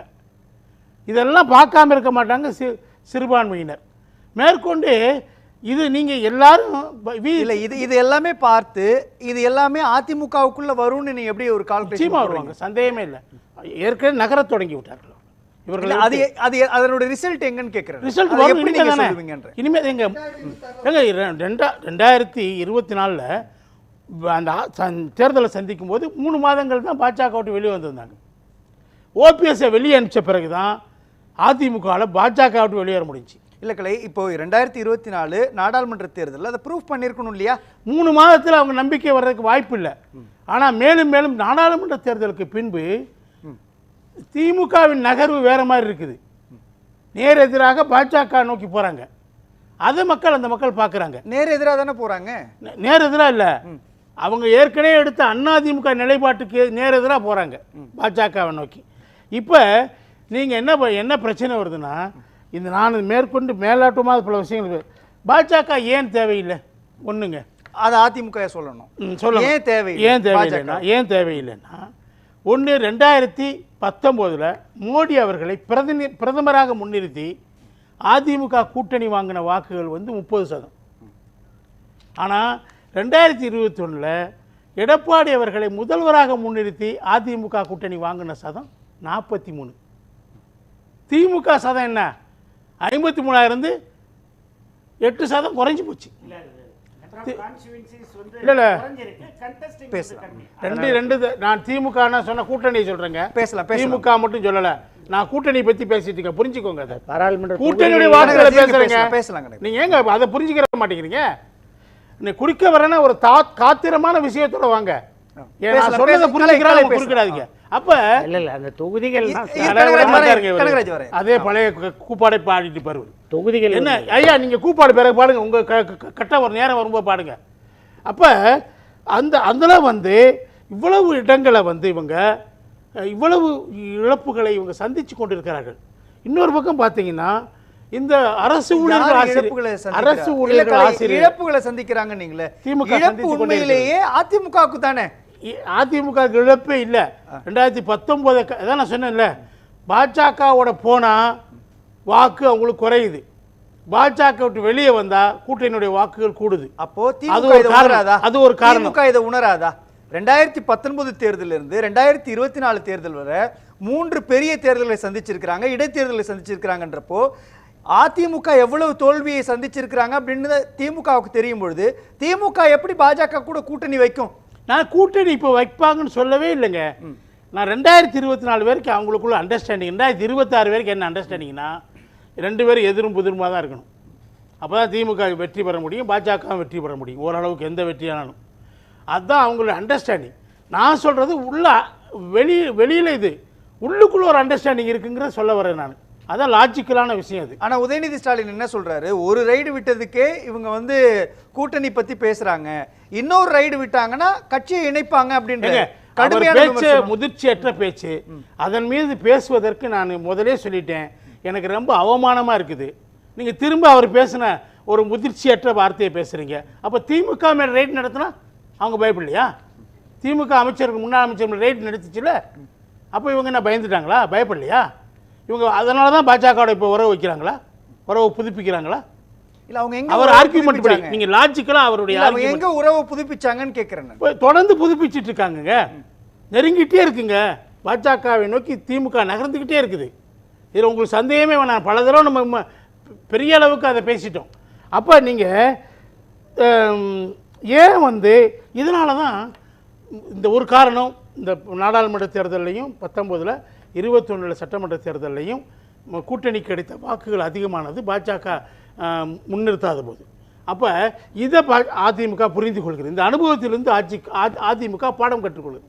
அடுத்து என்னன்னா, இந்த 40% இஸ்லாமியர் இந்த சிறுபான்மை வாக்குகளை திமுகவோட அள்ளி கொடுக்க அதிமுக விரும்பலை. அதிலையும் உடைப்பு ஏற்படுத்துவதற்காக அவங்க நிச்சயமாக பாஜக கூட்டணியிலேருந்து வெளியே வந்தே ஆகணும். அதான் நிலைமை. இன்னொன்று என்னென்னா, நான் சொல்கிறேன், நீங்கள் திமுக ஆட்சியில் இன்றைக்கி ஏராளமான வரிகளுங்க, சில நலத்திட்ட உதவிகளை மட்டும்தான் செஞ்சுருக்காங்க. அடிப்படை கட்டுமான வசதிகளை பெருக்கவே இல்லை. என்ன ஏதாவது ஒன்று சொல்லுங்கள். நேற்று சரபங்கா நீரேற்று திட்டத்தில் அதுக்கு பாராட்டி சேலத்தில் இருக்கக்கூடிய விவசாயிகள் அமைப்புகள் எடப்பாடி அவர்கள் சந்திச்சிருக்காங்க பாருங்கள். அதில் கூட பாருங்கள், அதிமுக ஆட்சியில் கிட்டத்தட்ட 50% மேலே பணிகள் முடிந்து விட்டது. 100 ஏரிகளை காவிரி நீரை கொண்டு நிரப்பக்கூடியது, நீரை ஏற்றி அந்த திட்டத்தை மேற்கொண்டு திமுக தொடரவே இல்லை. அதுக்கடுத்து நீங்கள் அத்திக்கடவு அவிநாசி திட்டத்தில் 90% மேலே அதிமுக ஆட்சியில் முடிச்சாச்சுங்க. திமுக அதை தொடரவே இல்லை. காவிரி குண்டார் இணைப்பு திட்டத்தில் மொத்தம் 14,000 கோடி, அதில் 700 கோடி 800 கோடியை ஒதுக்கி பணியை தொடங்கினாங்க. 400 ஏக்கர் சொல்லிடுறேன் நிலத்தை ராமநாதபுரம் போன்ற மாவட்டங்களில் இதுக்காக நிலத்தை கையகப்படுத்தினாங்க. 400 ஏக்கர் நிலங்களை அதிமுக ஆட்சியில். இப்போ எதுவுமே செய்யாமல் முதல்வர் என்ன தெரியுமா சொல்கிறாரு, ராமநாதபுரத்தில் போய் நாங்கள் தான் கையகப்படுத்தணும்னு சொல்கிறாரு. ஒரு பைசா கூட அந்த திட்டத்துக்காக அவங்க பணம் ஒதுக்கவே இல்லை. 400 ஏக்கர் கைப்பற்றினாங்க. ஒன்று சொல்லிடுறேன், நீங்கள் இந்த ஆட்சியில் நீங்கள் ஒவ்வொரு பிரிவினருக்கும் நீங்கள் கெடுதல் பண்ணியிருக்கீங்க. அவங்க உங்களை விட்டு விலகி போயிருக்காங்க. ஒரே உதாரணம் சொல்கிறேன். கச்சத்தீவை நீங்கள் இலங்கைக்கு கொடுத்ததில் எதிர்ப்பு தெரிவித்து திமுக பல போராட்டங்கள் நடந்துச்சு. இப்போ ஆர்டிஐயில் ரிப்ளையில் வரும்போது பார்த்தா திமுக மறைமுகமாக அதனுடைய தலைவர் ஒப்புதல் கொடுத்திருக்கிறாரு. இல்ல கலை இவ்வளோ லாஜிக்கா பேசினாலும் கூட தேர்தல்னு வந்தா திமுக தானே ஜெயிச்சு நிக்கிறாங்க. ஜெயிக்கிறது என்பது அது எப்படி ரெடியூஸ்டு மார்ஜின்ல ஜெயிக்கிறாங்கறதை நீ கணக்குல எடுத்து ஜெயிச்சிடுறாங்களே அவங்க. அது அவ்வளவுதான். இந்த தேர்தல் அது முடிஞ்சு போச்சுங்க. 2024 2024 ஓட முடிஞ்சு போச்சு. பேசலாம் கலை, முடிஞ்சு போச்சுங்க. கேசி பழனிசாமி, நீங்க எப்படி பாக்குறீங்க? உண்மையிலேயே தொடர்ச்சியாக இபிஎஸ் மறுத்த பிறகும் பாஜக அதிமுக கூட்டணி சாத்தியமா? இல்ல, அது அதிமுக கூட்டணி பாஜகவுடன் சாத்தியமா இல்லையாங்கிறது அதிமுக கட்சிக்குள்ள அது இரண்டாவது விஷயம். ஆனா அத உதயநிதி பேசுறது என்பது ஒரு பொறுப்பற்ற செயல். உதயநிதி இன்றைக்கு துணை முதலமைச்சர். அவர் இந்த அரசாங்கத்தை பத்தி, இந்த அரசாங்கத்துல நடக்கிற தவறுகள், மக்களுக்கு ஏற்பட்டு இருக்கிற குறைகள், நாட்டுல சட்டம் ஒழுங்கு மிக வெகுவாக பாதித்திருக்குது. அரசு ஊழியர்கள், ஆசிரியர்கள் இந்த அரசாங்கத்தை நாங்க வீட்டுக்கு அனுப்புவோம், திமுக என்கிற கட்சி எதிர்கட்சிக்கு மட்டுமே தகுதியானது, ஆளத்தகுதி இல்லாதவர்கள், இதெல்லாம் வெளிப்படையாக அவர்கள் விமர்சனத்தை வச்சிருக்கிறாங்க. சமீப காலமாக இந்த அரசாங்கத்துக்கு எதிர்ப்பு உணர்வு மக்கள் மத்தியில மிக மிக மிக அதிகமாக இருக்கு. அப்ப உதயநிதி அவைகளை கவனம் செலுத்தி இந்த அரசாங்கத்துக்கு நல்ல பேர் வாங்குறதுக்கு பார்க்கணும். அதிமுக பாஜக கூட கூட்டணி வைக்கிறாங்க, வைக்கல, யாரு கூட வேணாலும் கூட்டணி வைக்கிறாங்க. இதுக்கு யாராவது உதயநிதியோட சம்மதம் கேட்கிறாங்களா? முதல்ல அவங்க தாத்தா கலைஞர்கிட்ட அவர் போல நினைச்சுக்கிட்டாரு போல இருக்கு. ஏன்னா காங்கிரஸ் ஆட்சி காலத்துல மேல ரைடு, இடி ரைடு 2G கேஸ்ல கீழே 63 சீட்டு கூட்டணி திமுக பேசி முடிக்குது. அப்ப அது மத்திய அரசாங்கத்துக்கு, விசாரணை வளையங்களுக்கு, ரைடுகளுக்கு பயப்பட்ட செயலா? இல்ல இன்றைக்கு எடப்பாடி பழனிசாமி இன்னும் ஒரு ரைடு வந்தா போய் திமுக சேர்த்துருவாருன்னு சொல்றதுக்கு கொஞ்சம் கூட உதயநிதிக்கு தகுதியே கிடையாது. யார் கூட கூட்டணி சேரணும் சேரக்கூடாதுங்கிறது அது அதிமுக முடிவு. சேர்றாங்க சேரல, அதை பத்தி இவருக்கு என்னங்க? இவருக்கு அதிமுக என்ன சம்பந்தம்? இவர் ஒரு துணை முதலமைச்சர். ரெண்டாவது, அப்படி சொன்னா இவங்க தாத்தா கருணாநிதி அவர்களை மிக கேவலமாக உதயநிதி சித்தரிக்கிறாங்க தான் நம்ம எடுத்துக்கணும். அவ்வளவு கடுமையான வார்த்தைகள் வேண்டாம். நடக்க என்ன இதுல பொலிட்டிக்கல் பாயிண்ட் என்ன? கேசிபி என்ன திட்டம் இருக்குது இதுல? உதயநிதியை பொறுத்த வரைக்கும் தன்னை முன்னிறுத்தி கொள்வதற்கு, அதாவது அதிமுகவா எடப்பாடி பழனிசாமியா உதயநிதியா? அப்ப திமுகவுக்கு முதன்மையானவர் வருகிற சட்டமன்ற தேர்தல்ல உதயநிதியை முன்னிறுத்தி, அந்த வாரிசு அரசியல்ல உதயநிதியை முன்னிறுத்தி, எப்படி 2011 திரு ஸ்டாலின் அவர்கள் பொறுப்பெடுத்தார். கலைஞர்கிட்ட இருந்து கலைஞர் இருந்தாலும் கூட திரு ஸ்டாலின் முனைப்பெடுத்தார். 2016 ஸ்டாலின் முனைப்பெடுத்தார். அது போல ஸ்டாலின் இருக்கிற பொழுதே தன்னை முன்னிலைப்படுத்தி வருகிற சட்டமன்ற தேர்தலுக்கு திமுகவுக்கு தேர்தலை சந்திப்பதற்காக உதயநிதி திட்டமிடுகிறார், அல்லது திமுக தலைமை திட்டமிடுது. அதனால வாய்க்கு வந்தது எல்லாம், அதாவது இர்ரெலவென்ட், சம்பந்தம் இல்லாதத உதயநிதி பேசுறார். ஏன்னா அவர் பேசலாம், இந்த அரசாங்கத்தினுடைய நல்லது கெட்டதுகளை பத்தி பேசலாம். ஆனால் அதிமுகவுல யாரு கூட கூட்டணி, யாரு கூட கூட்டணி இல்லை என்பதை பற்றி பேசுவதற்கு அவருக்கு எந்த ஒரு அருகதையும் கிடையாது. அவங்களோட இருக்கிற கூட்டணியில திருமாவளவன் எந்த நேரம் வேணாலும் வெளியேறி விடுவார் என்கிற ஒரு சூழ்நிலை இருக்கு. கம்யூனிஸ்ட் கட்சிகள் கடும் அதிருப்தியில இருக்கிறாங்க என்கிற சூழ்நிலை இருக்குது. காங்கிரஸ் கட்சி அவங்கள்ட்ட ஆட்சியில பங்கு கேட்கலான்னு சொல்லி ஏதோ ஒரு பொறுப்பாளர் ஒரு கடிதம் எழுதி இருந்ததாக பத்திரிகை செய்திகள்ல பார்த்தோம். அவருடைய கூட்டணியை அவர்கள் தக்க வைத்துக் கொள்ளணும். மக்கள் மத்தியில் இந்த அரசாங்கத்துக்கு நல்ல பெயர் வாங்கி மீண்டும் ஆட்சிக்கு வருவதற்கு அவர் முயற்சிக்க வேண்டுமே ஒழிய அதிமுக யாரோட கூட்டணி? இந்த புள்ளிதான் ரொம்ப முக்கியமா இருக்குது. திமுக கூட்டணிக்குள்ள இவ்வளவு பிரச்சனை இருக்குன்னு அதிமுக பேசலாம், கேசிபி பேசலாம். ஆனால் அதிமுக பாஜகவுடைய கூட்டணின்னு திமுக பேசக்கூடாதுன்னு நினைக்கிறது சரியான பார்வையா? இல்ல, அப்படி இல்ல. அதிமுக கட்சியை கலைச்சிட்டு பாஜகவோட இணைச்சிருவாங்கன்னு சொல்றதுக்கு உதயநிதி யாருங்க? அப்ப இவங்க தாத்தா என்ன எல்லாரும் இவங்க தாத்தாவை போல நினைச்சுக்கிட்டாரா? இல்ல ஒரே கேள்விதான் அவர் கேட்கிறாரு. விசிகா அதிமுகவோடு கூட்டணி சேர்ந்துடும். இன்னைக்கு நடந்த ஒரு கூட்டத்தில் கூட இன்பதுரை வெளிப்படையாக பேசுறார். நல்லவர்கள் பக்கத்தில் திருமாவளவன் இருப்பார்.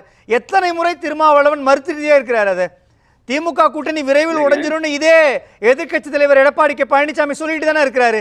அப்போ அதை சொல்வதற்கான உரிமை அவருக்கு இருக்கிறப்போ திமுக தரப்பிலிருந்து சொல்வதற்கான உரிமை அவங்களுக்கு இல்லையா? அது வந்து ஒரே நிமிஷம் மன்னிக்கணும் ஒரே நிமிஷம். நீங்க திருமா சொல்றாரு, திருமாவுடைய மனசாட்சி அவர் அர்ஜுன் என்ன சொல்றாரு? அவர் கூட்டணி இல்லைங்கிறார்.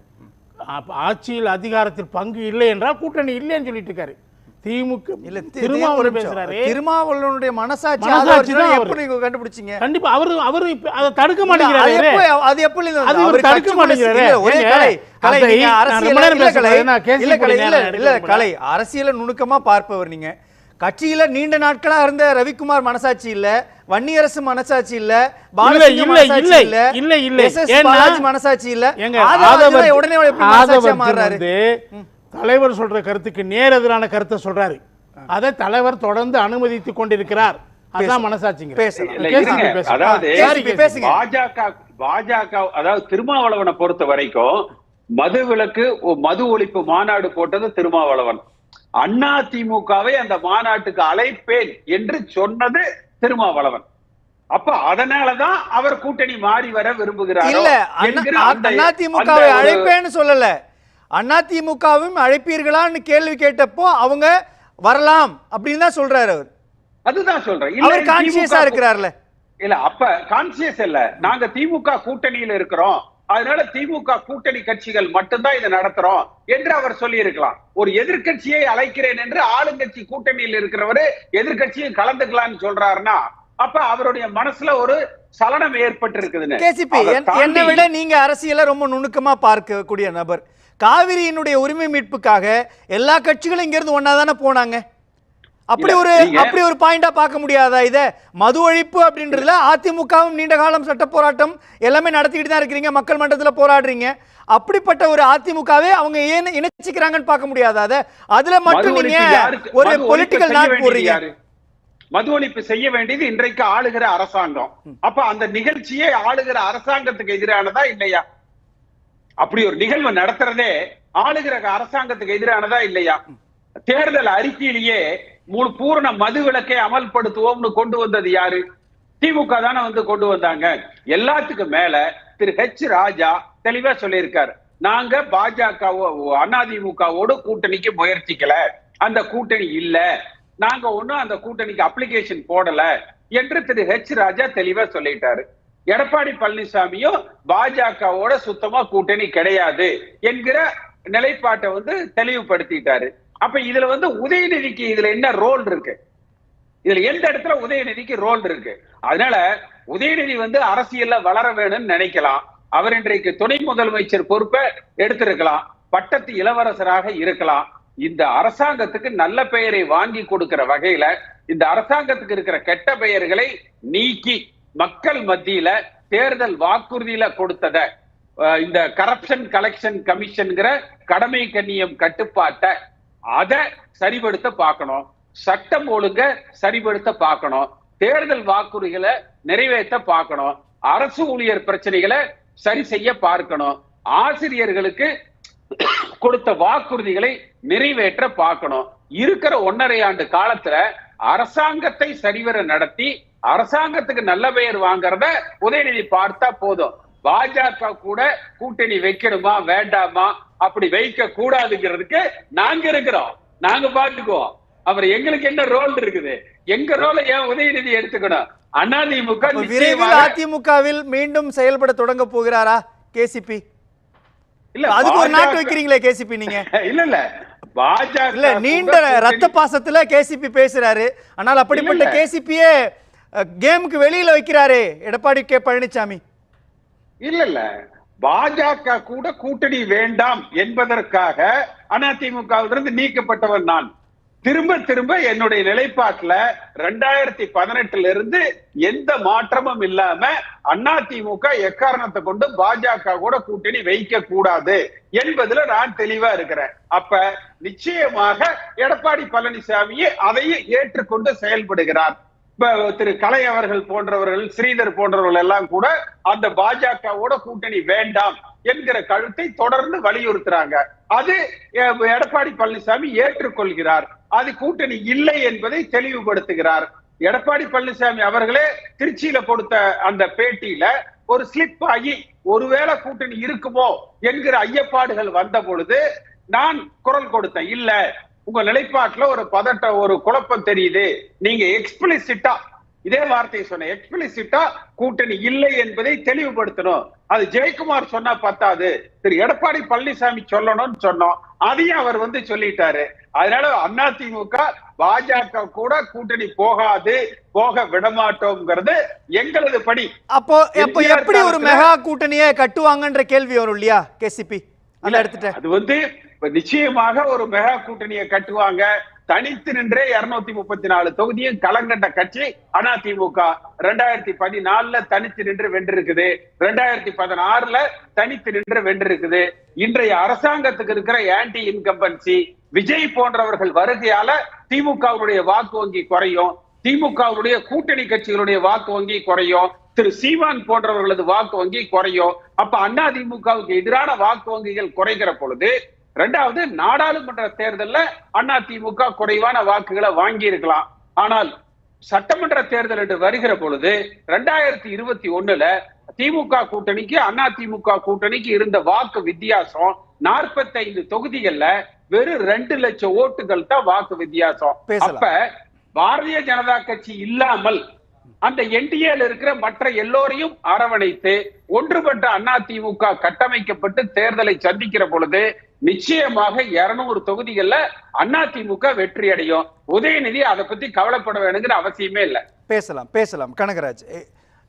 ஏன் தேவையற்ற விமர்சனங்களை முன்வை? கேசிபி ரொம்ப வெளிப்படையா சொல்றாரு, அரசு நிர்வாகத்தை கவனிக்கலாம் அல்லது அரசியல் திட்டங்கள் செயல்படுத்துறதுல கவனிக்கலாம், சம்பந்தமே இல்லாமல் பேசக்கூடியதுன்றது முதிர்ச்சியற்ற பேச்சுன்றாங்களே. இல்லைங்க, அதெல்லாம் இல்லைங்க. இதே மாண்புமிகு எதிர்க்கட்சி தலைவர் அவர்கள் பல்வேறு சமயங்களில் பல்வேறு கூட்டங்களில் அவர்களுடைய கூட்டணி கட்சிகளினுடைய மேடைகளில் அவரே காங்கிரஸ் கட்சி இன்றைக்கு அடிமையாக திமுகவிடம் இருக்கின்றது என்று வெளிப்படையாக அறிக்கையெல்லாம் வைத்திருக்கின்றார்கள்.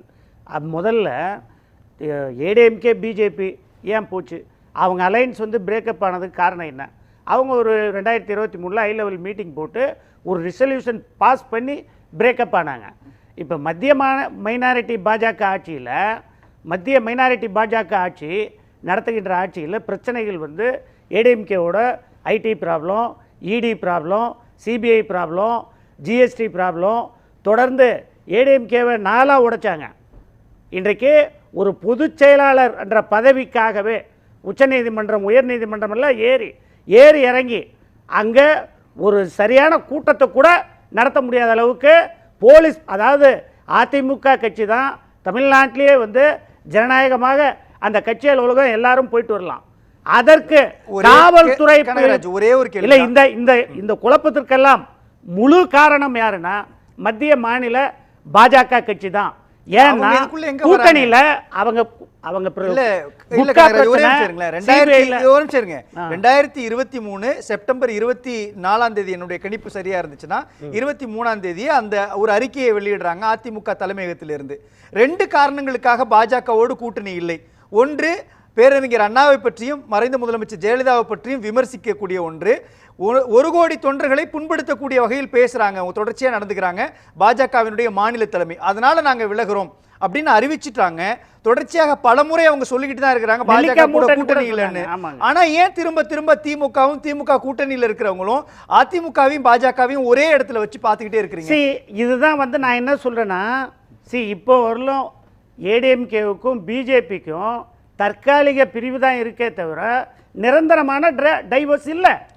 இல்ல அது எப்படி நிரந்தரமான கேட்கிறேன். ஏன் இல்லைன்னா இன்டைரக்டா அவங்க ஒன்னா தான் இருக்கிறாங்க.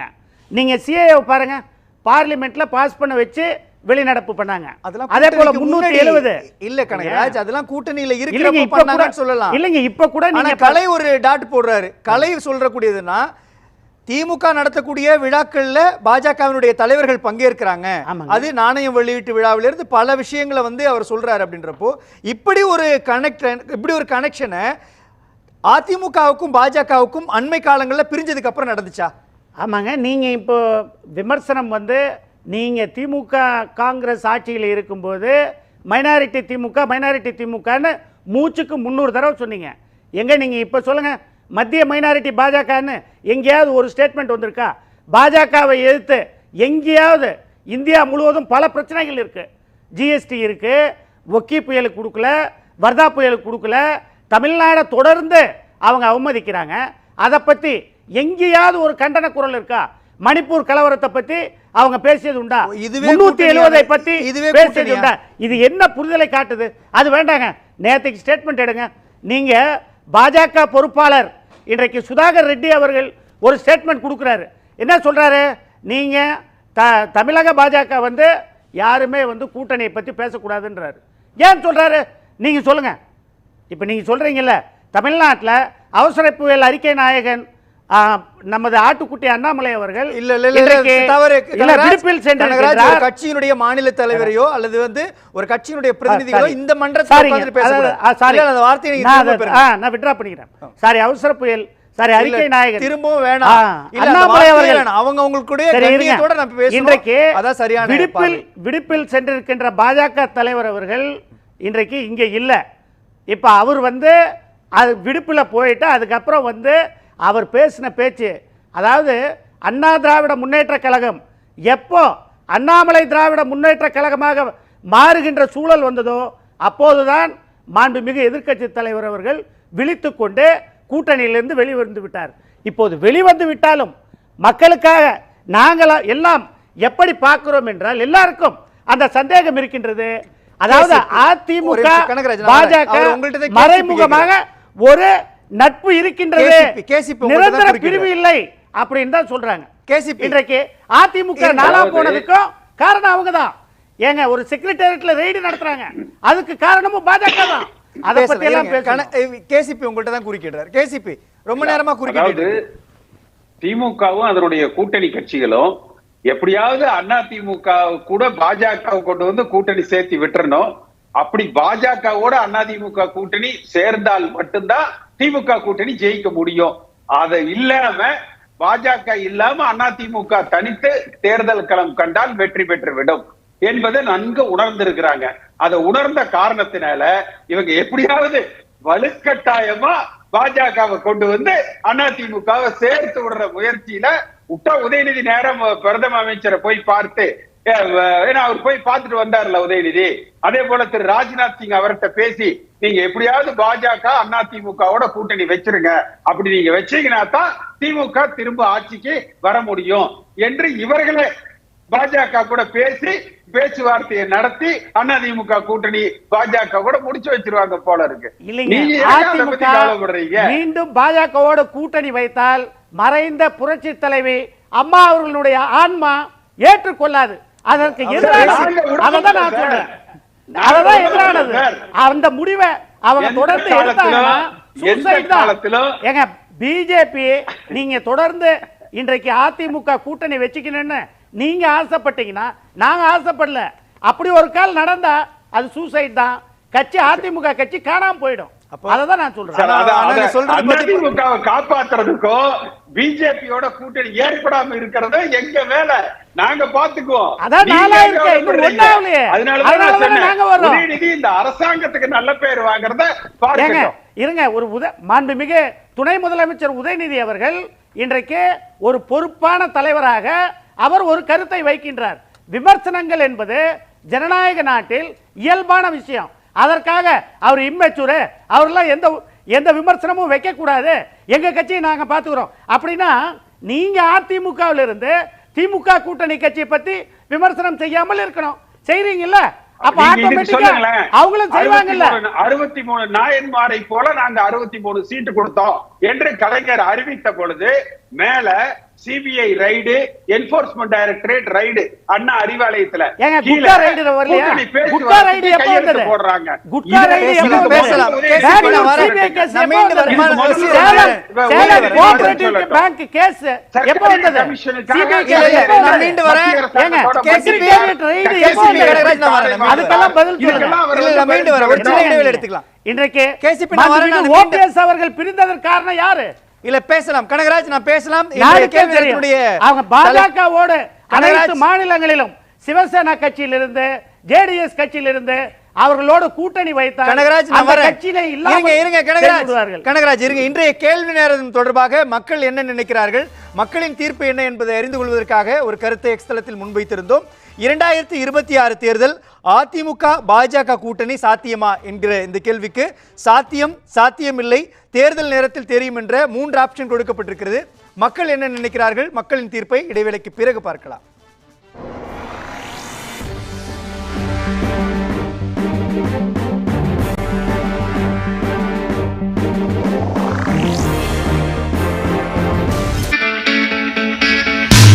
உங்கள் நியூஸ் 7 தமிழின் புதிய பரிணாமம். டிஜிட்டல் யுகத்தில் சமூக வலைதளங்களில் முன்னணி ஊடகமாக முத்திரை பதித்துக் கொண்டிருக்கும் உங்கள் news 7 Tamil YouTube, Facebook, Instagram, ShareChat, X போன்ற தளங்களை தொடர்ந்து தனித்துவத்துடன் செய்திகளை விரைவாக வழங்க வாட்ஸ்அப் சேனலாக உங்கள் உள்ளங்கையில் உண்மை செய்திகளை உடனுக்குடன் பெற வாட்ஸ்அப்பில் பின்தொடருங்கள். நாளுக்கு நாள் தீவிரமடையும் செய்தி என்ன? திமுக பொறுத்த வரைக்கும் அரசின் பொறுப்புல இருக்கிறது அவங்க வந்து ஆதிவாசி ஒருத்தரை வந்து சீஃப் மினிஸ்டர் ஆக்கிட்டாங்க. கருத்தை சொல்லுவதற்கு உரிமை இருக்கிறது. எந்த கட்சியை வேணாலும் விமர்சிக்கலாம். பேசியது தவறில்லை, உள்நோக்கத்தோடு விமர்சிக்கிறார்கள் சொல்ல வரீங்க. இந்த ஆக்ஷன்ஸ் எல்லாம் நேத்துக்கு அப்புறம் அரசு ஏன் எடுத்திருக்காங்க? 2019 தேர்தலில் இருந்த கட்சிகள்லாம் இன்னைக்கு என்டிஏ.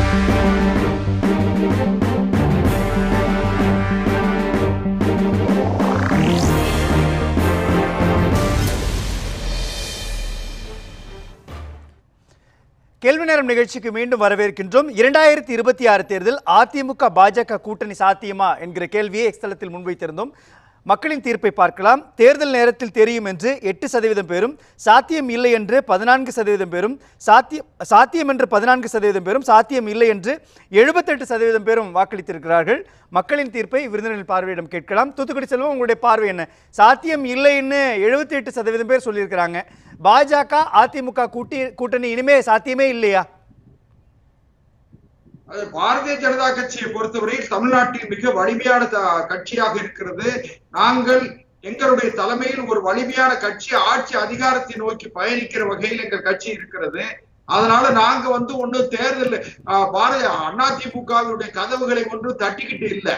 அவங்க கட்சிக்குள்ள ஏற்பட்டிருக்கிற குழப்பம், அவங்க கட்சிகளுக்குள்ள ஏற்பட்டிருக்கிற ஒற்றுமையின்மை, சலசலப்பு, இது அவங்க பேசிட்டு இருக்காங்களே தவிர அதை பத்தி நாங்க கவலைப்பட வேண்டிய அவசியம் இல்லை. நண்பர் கனகராஜ் அரசியல்ல மிக சாதாரணமான நிலையில இருக்கிறவங்க கூட பேசாத வார்த்தைகளை பேசுறவங்க. அதாவது நானும் பதில் சொல்லி என்னுடைய தரத்தை குறைத்துக் கொள்ள விரும்பல. அரசியல் சட்டத்தோட 370வது பிரிவை நீக்குகிற தீர்மானம் வரும்பொழுது நாடாளுமன்றத்தில் வரும்போது அப்ப அதிமுகவுக்கு ஒரே ஒரு நாடாளுமன்ற உறுப்பினர் தான் இருந்தாங்க. அவங்க பலத்துல நாங்க ஜெயிக்கல. இன்னொன்னு, அரசியல் சட்டத்தோட 370வது பிரிவை நீக்கிய பிறகு நடந்த சட்டப்பேரவை தேர்தலில் பாரதிய ஜனதா கட்சி 25 இடங்கள்ல ஜெயிச்சிருக்கோம்.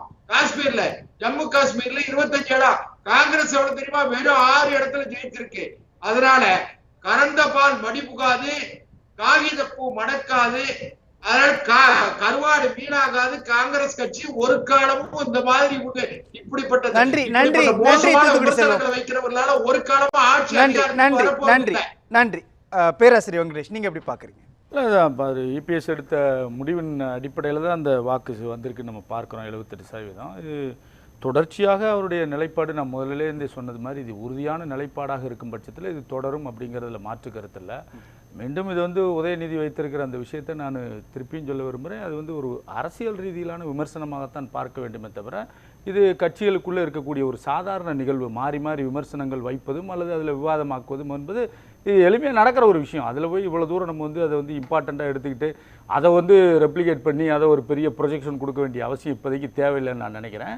அதை தாண்டி அதை கடந்து போய்விட்டு இப்போ இதில் 2 கட்சிகளுக்குமே மிக நெருக்கடி இருக்கிறது. ஏன்னா அதிமுகவை பொறுத்தளவில் ஆட்சி அதிகாரத்தை நோக்கி பயணிக்க வேண்டிய ஒரு நெருக்கடி இருக்கிறது.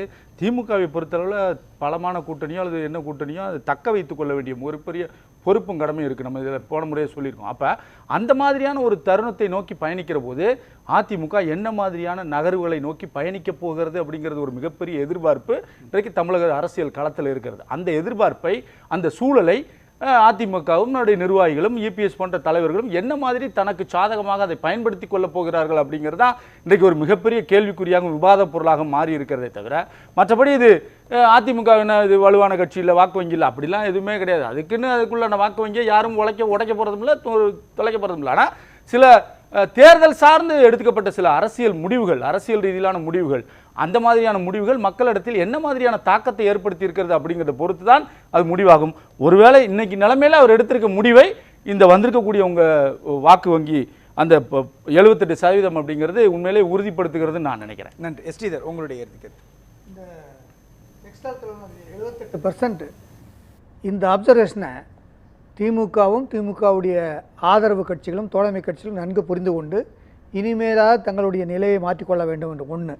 ரெண்டாவது, வரும் 2026 சட்டமன்ற தேர்தலில் அதிமுகவுக்கு வெற்றி பெறக்கூடிய வாக்குகள் கிடைக்கும் என்பதற்கு காரணம் ஒன்று,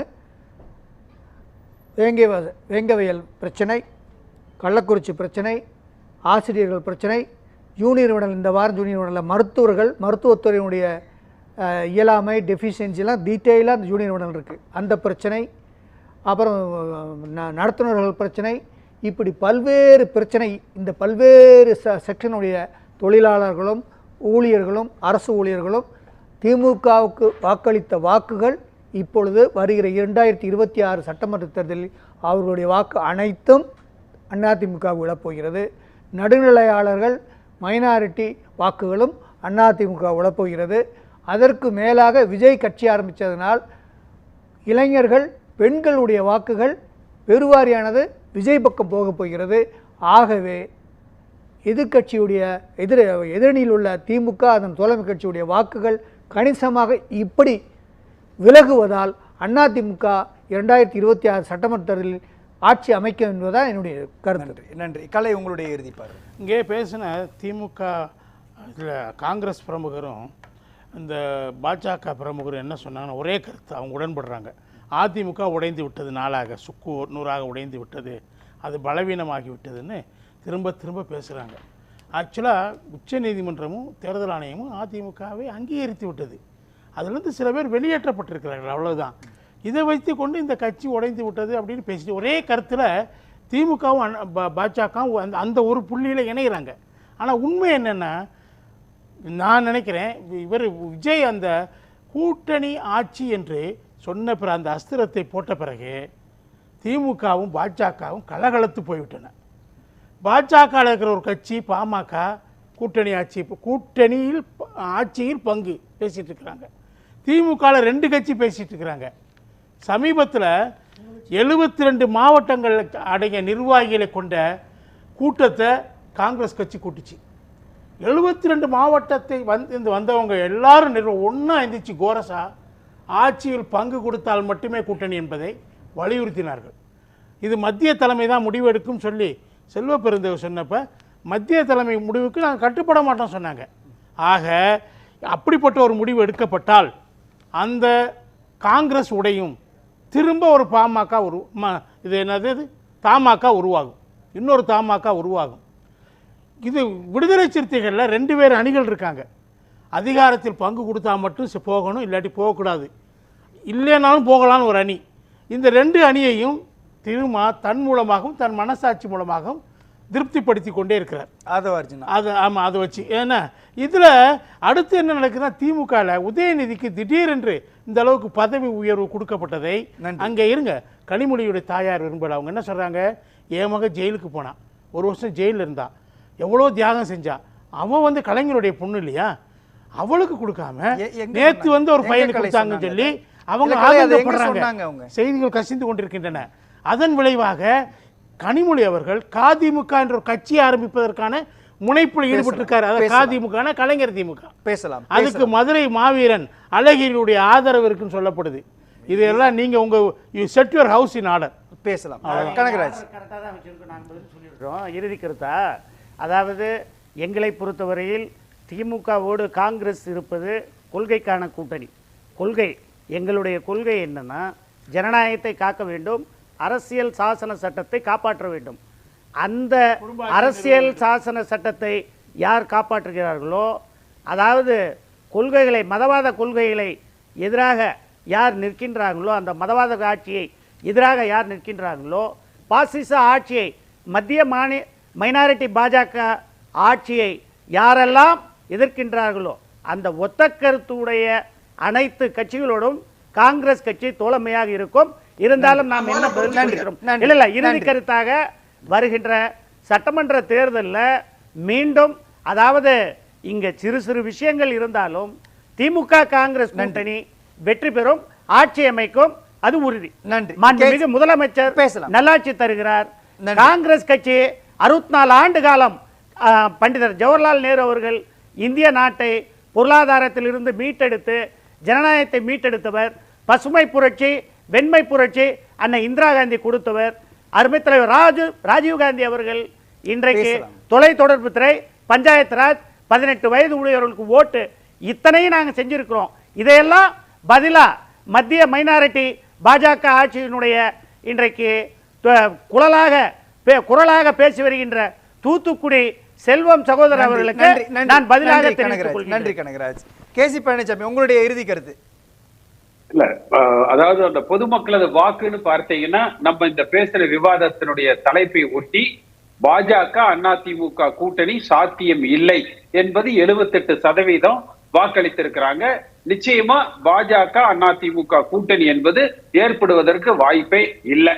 பாஜக இல்லாத ஒரு தேர்தல் வியூகத்தை தான் அதிமுக அமைக்கும், ஆட்சி அமைக்கிற வலிமையை பெறும். நிகழ்ச்சியில் பங்கேற்று கருத்துக்களை வழங்கிய விருந்தினர்கள் அறுவருக்கும் நன்றி. மற்றொரு கேள்வி நேரம் நிகழ்ச்சியில் சந்திக்கலாம். நன்றி, வணக்கம்.